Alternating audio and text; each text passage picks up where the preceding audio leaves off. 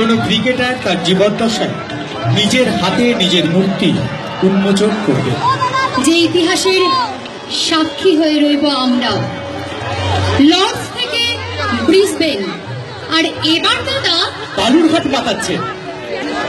ভারতীয় ক্রিকেটের গতিধারা যখন স্তীমিত হয়ে পড়েছিল, ঠিক তখনই 1996 লর্ডসের মাঠে সেঞ্চুরি দিয়ে মহারাজের ক্রিকেট অধ্যায়ের নতুন দিগন্তের সূচনা।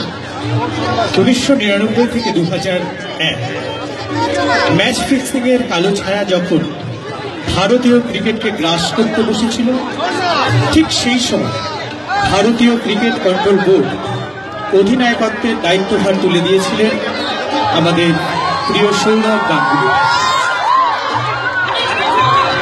একটা দুরন্ত 6 মারল ছেলেটা, জ্যোৎস্না পার হয়ে বল নিয়ে পড়ল আসামের জঙ্গলে।